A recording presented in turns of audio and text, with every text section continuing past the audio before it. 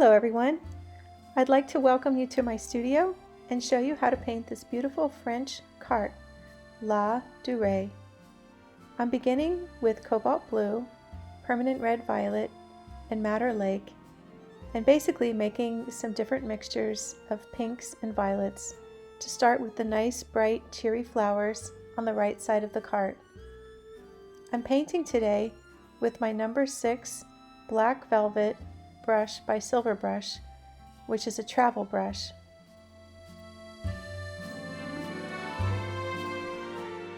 If you compare the reference photo that you're able to download, you'll see that I zoomed in to the lower right portion of the photo and left out a lot of the rest of it. This is because sometimes zooming in gives you a more interesting composition. You'll also notice that my drawing is pretty loose. The wheel is the hardest thing to draw, I think. Mine's a little bit wonky, but to me it just adds charm to the painting. The fact that everything isn't perfect makes it more lovable.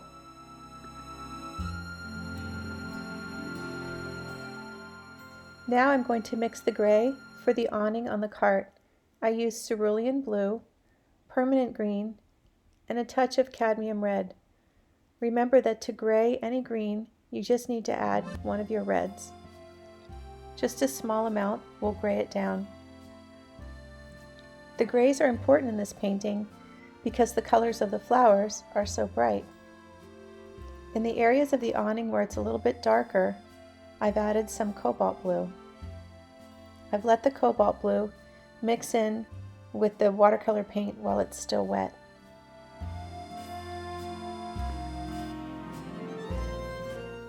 I'm continuing to fill in the spaces where I see this lovely gray color. I have different mixtures of cobalt blue and cerulean blue and permanent green and a touch of red, and now I've also added some cadmium lemon.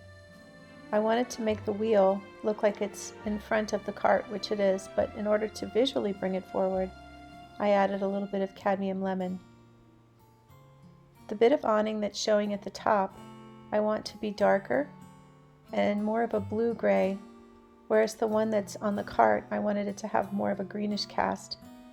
These are subtle differences, but it just makes your painting more interesting if your colors are slightly varied from object to object. For the wall behind the carte, I've added more I've added more red to make it more of a gray-green. This is to make it sit back from the carte.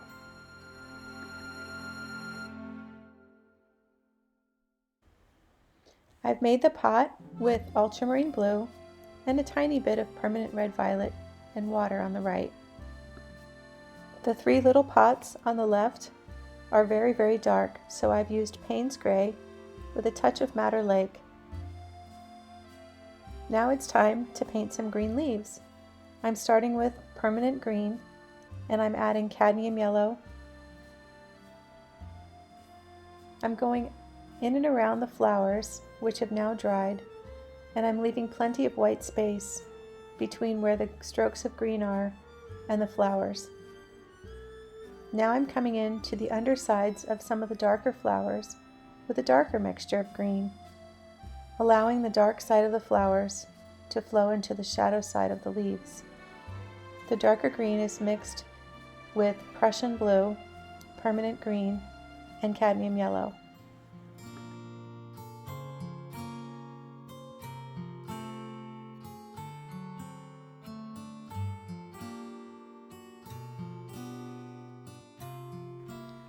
Now it's time to start painting the things inside of the window behind the carte. Everything seems to glow inside the window, so I've started with Azo Yellow Deep and some water to keep it light. I'm just looking for patches of yellow that I see in the reference photo and putting a little bit of paint wherever I see them. Now I'm going to add some soft reddish pinks. So I'm sort of making an abstract painting within my painting of what I see in the window by just making small dabs of color where I see them and keeping everything very light and washy and also leaving spaces of white in between all the colors. To make these colors glow, I also need to add some darks, because you can't have the lights glowing if they're all washed out. For the dark, I'm using mauve and a little bit of water and some cobalt blue.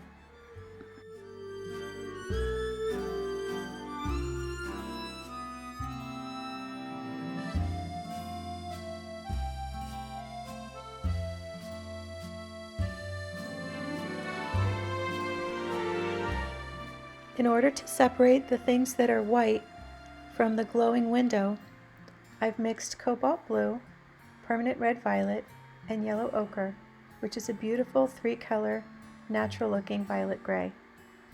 This helps separate the things that are white from the glowing things in the window.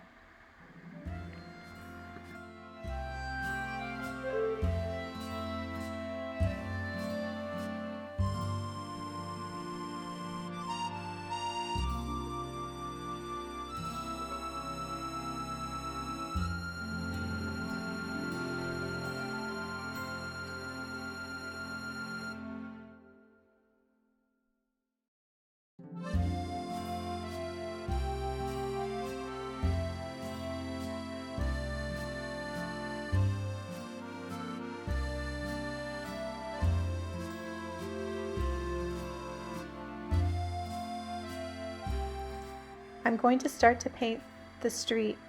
Notice that I changed the direction of the lines of the cobblestones to fan out from the wheel. So the lines go from the wheel straight down, and then as you get towards the right and left side of the page, they fan out. This helps bring the viewer to the center of interest, which is the cart. I've used Payne's Gray for the deep shadow behind the wheel, and on the cobblestones I've used a nice mixture of mauve and cobalt blue with a tiny bit of yellow ochre towards the front right corner. I've made a few extra lines of Payne's Gray into the mauve colored wash while it's still wet, just to give a little texture and interest. I'm going to go around the painting now and add lines of definition using different colors. So for the awning, I want to give it a little definition by using Prussian blue. I'm also mixing some red into some of the Prussian blue strokes so that they're not all the same, and some are more gray. I don't want it to be too bright.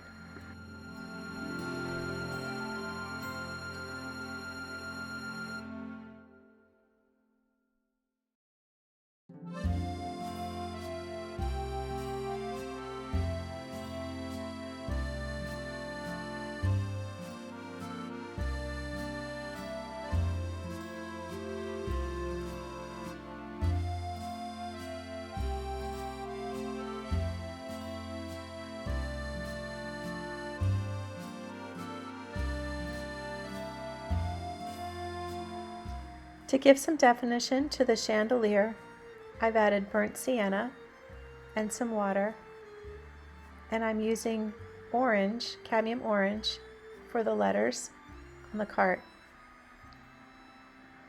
I'm putting some azo yellow deep accents here and there, just to darken a few of the places behind the cart and make it really glow. Now I'm using some cadmium yellow to brighten some of the greens to make it look like the sun is shining from the upper right side of the painting. When you glaze yellows, make sure to use a lot of water and don't brush over the colors too much. Try to just make 1 or 2 strokes very lightly so you don't disturb the paint underneath. I decided that I wanted my wheel to pop forward even more, so I added some cerulean blue, but I didn't do the whole wheel. You'll notice I just did the top and the bottom. Now I'm using mauve to add some more dark accent marks. This painting is very impressionistic. It has lots of little dots of color and squiggly lines, but you can still tell that it's a French cart.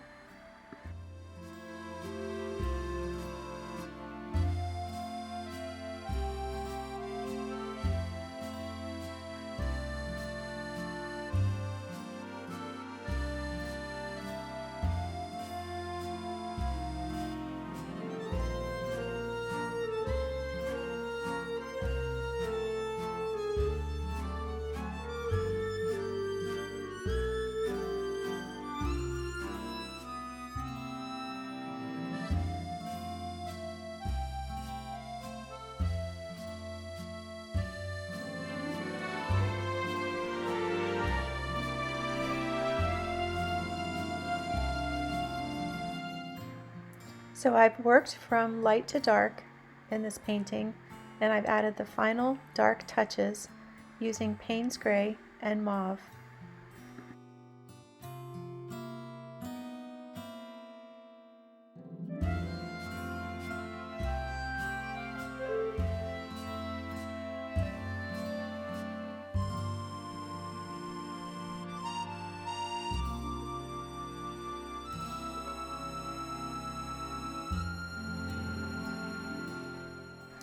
That's it for the paintbrush. Now it's time to use my white Posca acrylic pen. I'm making a few squiggly lines with the pen just to give this painting a little lift. You don't want to add too much white. You can really overdo it easily with these pens, so go slowly. If you don't have an acrylic white Posca pen, you can always use white gouache or white watercolor paint.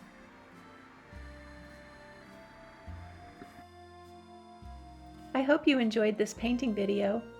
Please remember to like and subscribe and share it with a friend. Thanks.